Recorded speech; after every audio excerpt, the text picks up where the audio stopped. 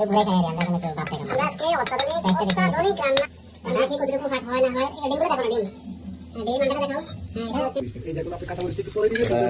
আজ তো পুরো কালো নিয়ে দিয়ে দাও হালকা একটু লাল করে এখন আমরা করে দেবেন দেন হালকা করে কিছু না হালকা হলুদের গুঁড়ো মরিচের গুঁড়ো এই যে একটা মতো দেখেন চুলা রাস এই আছে রেখে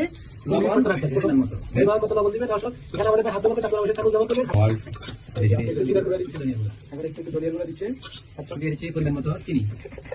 এখন আমরা এখানে এই আলুগুলো ভেঙে দেওয়া হচ্ছে আবারও কিছু বড় সাইজের আলু আছে এগুলো ওয়াটার দিচ্ছেন তবে এখানে কোনো মাছ আছে যেটুকু দোল খাই সেই ততটুকু